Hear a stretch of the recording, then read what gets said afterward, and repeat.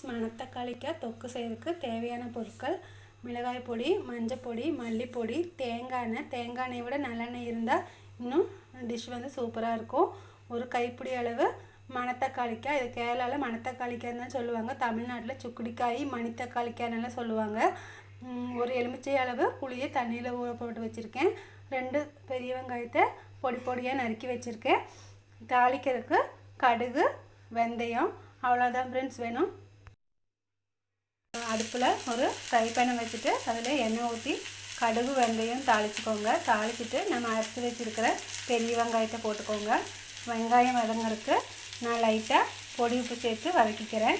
அது ஓரளவு வதங்கின பிறகு நம்ம மணத்தக்காளிக்காயை சேர்த்துக்கலாம். ஃப்ரெண்ட்ஸ், வெங்காயம் வந்துட்டு ஓரளவுக்கு வந்து வதங்கிருச்சு. இது கூட நான் கழுகி வச்சுருக்கிற மணத்தக்காளிக்காயை சேர்த்து வதக்கிக்கிறேன்.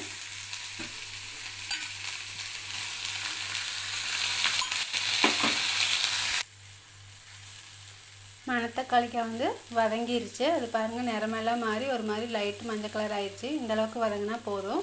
அதுக்கப்புறம் 1/4 ஸ்பூன் மஞ்சள் பொடி, 1 ஸ்பூன் மிளகாய் பொடி,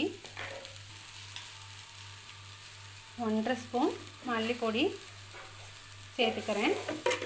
நான் வந்துட்டு ஒரு கைப்பிடி அளவு மணத்தக்காளிக்காய்க்கு 2 பெரிய வெங்காயம், 1/4 ஸ்பூன் மஞ்சள் பொடி, 1/2 ஸ்பூன் மல்லிப்பொடி, 1 ஸ்பூன் மிளகாய் பொடி சேர்த்துருக்கேன்.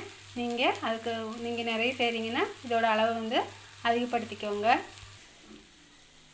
பொடிகளெல்லாம் சேர்த்து லைட்டாக வதக்கின பிறகு நான் தேவையான அளவு உப்பு சேர்த்துக்கிறேன். எலுமிச்சங்காய் அளவு புளியை இந்த மாதிரி தண்ணி ஊற்றி கலக்கி நான் ஊற்றியிருக்கேன். வெங்காயம் வேகிற அளவுக்கு நீங்கள் தண்ணி ஊற்றினா போதும். ஏன்னா இது இப்படியே நம்ம கடைய போகிறதில்ல. இது நல்லா வற்றி கொஞ்சம் கெட்டியாக ஆன பிறகு நம்ம மத்து வச்சு கடைய போகிறோம். அதனால் வெங்காயம் வேகிற அளவுக்கு தேவையான தண்ணி மட்டும் ஊற்றிக்கோங்க. மணத்தக்காளிக்காய் தொக்கு வந்து ரெடி ஆயிடுச்சு. இந்த மாதிரி தண்ணியெல்லாம் வற்றி ஒரு மாதிரி கெட்டி பக்குவம் வந்ததும் அடுப்பை வந்து ஆஃப் பண்ணிடுங்க. இதுக்கப்புறம் லைட்டாக சூடாகின பிறகு மத்து வச்சு கடைஞ்சிக்கோங்க.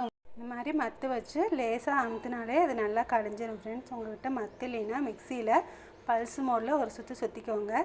ரொம்ப நைஸாக அரைச்சிடாதீங்க, நல்லா இருக்காது. லைட்டாக ஒரு சுற்றினா போதும். அவ்வளோதான் ஃப்ரெண்ட்ஸ், மணத்தக்காளிக்காய் குழம்பு வந்து ரெடி ஆயிடுச்சு. இதை வந்து கேரளாவில் கஞ்சிக்கு சைடிஷ்ஷாக செய்வாங்க. உங்கள் வீட்டில் புளி இல்லாத குழம்பு வைக்கும்போது இது செஞ்சிங்கன்னா நல்ல சைடிஷ்ஷாக இருக்கும் ஃப்ரெண்ட்ஸ்.